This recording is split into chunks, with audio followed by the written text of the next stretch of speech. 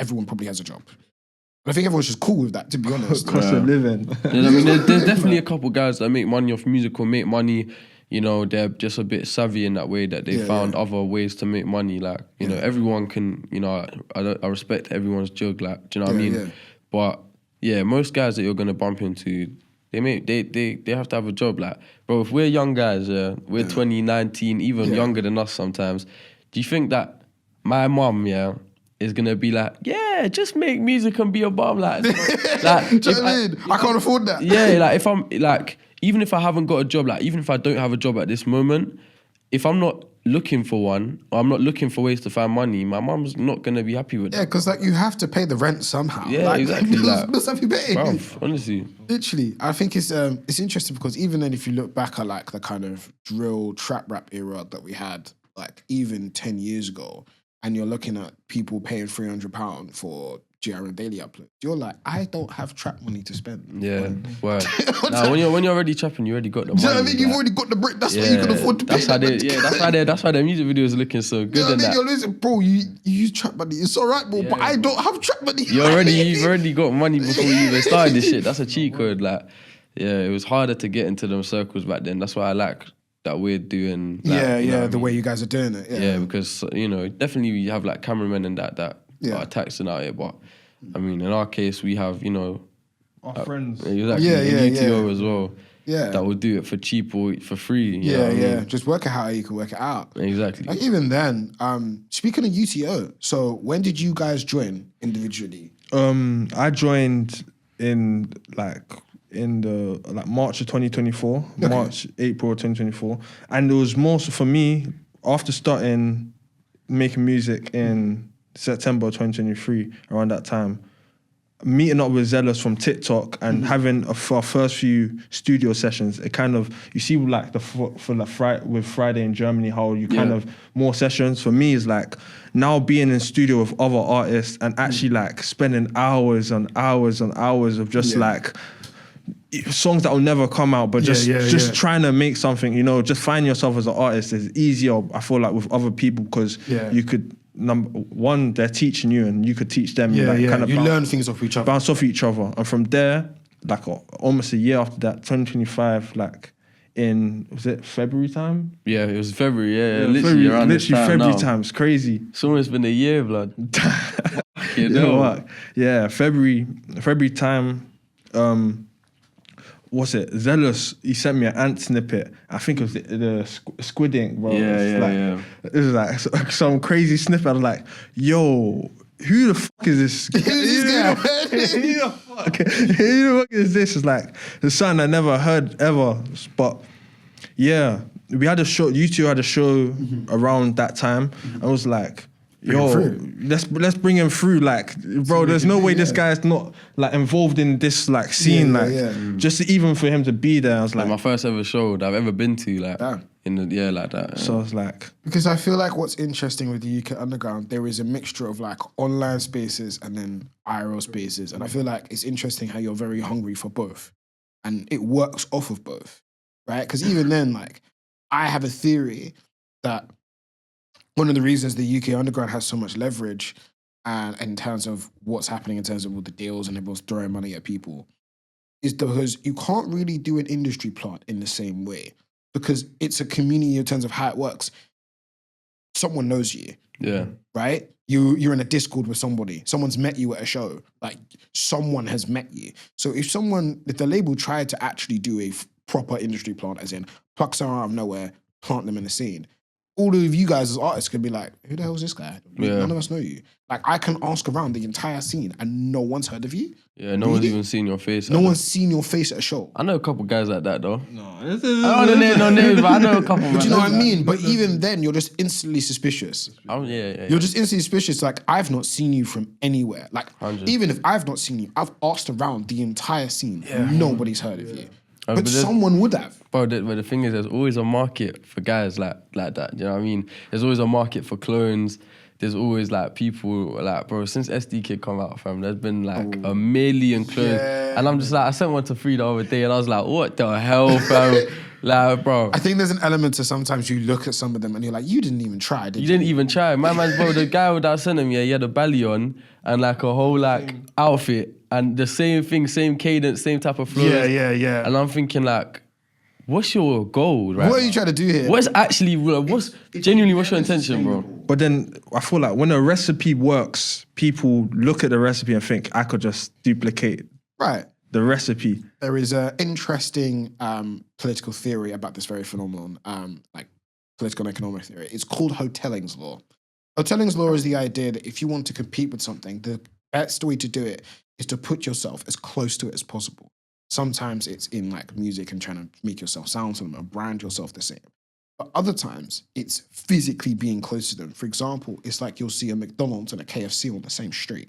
The best way to compete them is to move your shop closer to try and take some of their market share. So people are thinking, okay, people like the SD Kid sort of thing. So we're going to try and move ourselves like SD Kid to capitalize off of that. But what eventually people don't realize is that you're only just an appetizer so they can get the real thing. Yeah. They'll bang your tunes until SD Kid drops his. And then they're all going back to listen to SD Kid and they don't care about you no more. Bruv, you know what that reminds me of? It's like when Mario Judah was like, Cardi, if you're not dropping a whole lot of red, we gonna drop a whole lot of red. I'm gonna drop it. And then he dropped it and people were like, Mario Judah, he's the best. Like, and they was glazing him off and they was like, fuck Cardi, this is better than Cardi. Cardi dropped a whole lot of red. Niggas were like, fuck this guy. He's gone. They don't care about him no more. Just saying, like, it didn't. Yeah, like, who even remembers that, bro? That you remember he made that beat? I can't lie. And then Cardi came, changed up the whole game. Yeah. So it's like, bro, now you're gone. Now you're chump change after that, bro. Do you know what I mean? Because, like, the clone only really lasts, the only way for the clone lasts is if he uses that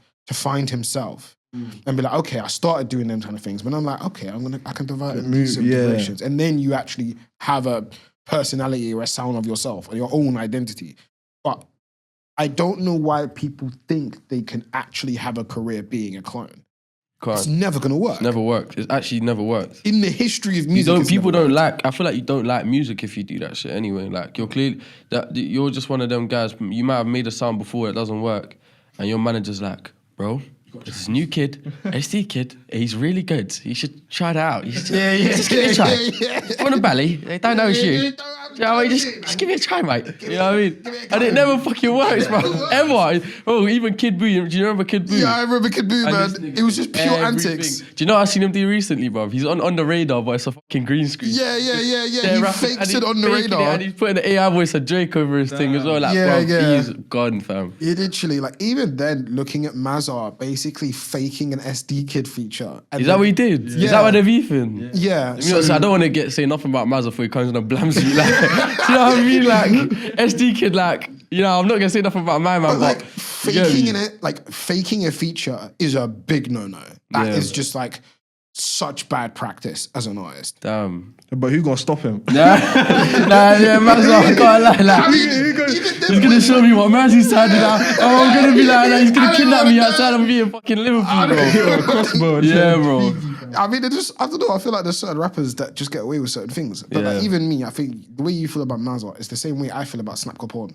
Yeah. I'm not saying anything to that, you see man. Snap Capone, yeah. I don't want to know. That was scary back in the day. Like, he was looking, I didn't even know how old he was, bro. Terrifies me to this day. To this day, I do like his music. Let's not say too much, bro. Say his name 3 times in the mirror. He's gonna pull up to the shoot, bro. Even then, my generation, the way we talked about Snap Capone, we taught him, and he's the boogeyman. He's actually the boogeyman. He don't even really rap. He just says what he does. He just says, yeah. Like he says it menacingly. Like, it's fucked. It's not even self-snitching. It's just testimony. Yeah. Word. Did he ever get bagged for anything that he said, bro? Did he get bagged for that? Yeah, he's done a couple birds. Yeah, but like, bro, it must have been for the raps, because, bro, at this point, this nigga's like King Von at that point, bro. Just say what he does, bro. Like, this man jumped on someone and be like, yeah, me and Coolio cocaine importers. I'm like, brother. Yeah. And you know what you're doing, the next man as well. Yeah, I mean, bro. We like listening to people who are ruining our city, you know? Like, it's actually mad, fam. But it's addictive, innit? It's like fast food. Like, not saying that it's fast food music, but you know what I mean? It's like MSG music, bro. You know what I mean? You know it's bad for you. It's probably gonna fuck up your health, but you're still gonna take it in. Like, I think it's also a thing where it's like sometimes you're just in a place to listen to it. It's like, sometimes I just want violence. Yeah, word. That's just what I want to listen to at this moment in time. 100%. And I don't think it makes it good or bad, because like even then, Pusha T is one of my favorite rappers. All he does is rap about coke. And that's fine. I don't need him to rap about anything else. He raps about coke. He glorifies it like it was the sickest shit. Makes you think, damn, you pushing them off. I need to go build up a line. Yeah, like that. exactly.